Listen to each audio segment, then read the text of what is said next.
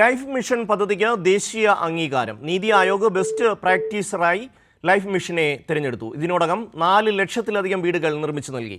ഫെബ്രുവരിയിൽ പദ്ധതിയുടെ ഭാഗമായി 5 ലക്ഷം വീടുകളുടെ നിർമ്മാണം പൂർത്തിയാക്കുമെന്ന് മന്ത്രി എം. രാജേഷ് പറഞ്ഞു.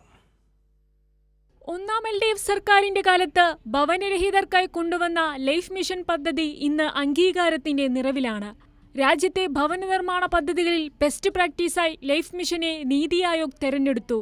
6,547,000 വീടുകൾ നിർമ്മിക്കാനായിരുന്നു കരാർ. 4,76,076 വീടുകൾ ഇതുവരെ നിർമ്മിച്ചു നൽകി.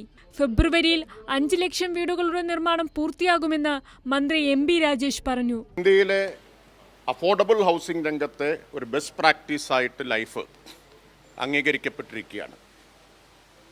നീതി ആയോഗാണ് അത് തിരഞ്ഞെടുത്തിട്ടുള്ളത്.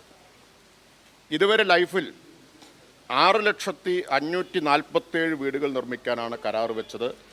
അതിൽ 4,76,076 വീടുകൾ പൂർത്തിയാക്കി.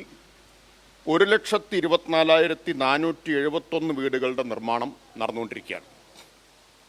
ഫെബ്രുവരിയിൽ ലൈഫ് ഭവന പദ്ധതിയിൽ 5 ലക്ഷം വീടുകൾ പൂർത്തീകരിക്കുക എന്ന നാഴികക്കല്ല് പിന്നിടും. തുടക്കം മുതൽ UDFും കോൺഗ്രസും ലൈഫ് മിഷൻ പദ്ധതിയെ തകർക്കാനാണ് ശ്രമിച്ചത്.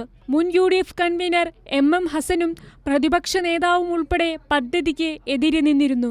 ഞങ്ങൾ UDFയുടെ അധികാരത്തിൽ വന്ന ലൈഫ് മിഷൻ ഉൾപ്പെടെ പഞ്ചായത്തുകളുടെ അധികാരം കവർന്നെടുത്ത് സമാന്തര സർക്കാർ സംവിധാനമാക്കി ഇവർ രൂപപ്പെടുത്തിയ ഈ 4 മിഷനുകൾ ഞങ്ങൾ പിരിച്ചുവിടും. എന്നാൽ ദേശീയ അംഗീകാരത്തിന്റെ നിറവിൽ ലൈഫ് മിഷൻ എത്തി നിൽക്കുമ്പോൾ ചോദ്യം ചെയ്യാനുള്ള ധൈര്യം ഇനി നേതാക്കൾക്കുണ്ടോ എന്നു മന്ത്രി എം. രാജേഷ് ചോദിച്ചു. രാജ്യത്ത് തന്നെ വീട് നിർമ്മാണത്തിനായി ഏറ്റവും കൂടുതൽ തുകയായ 4 ലക്ഷം നൽകുന്ന പദ്ധതിയാണ് life mission. Kairali news, Thrissur.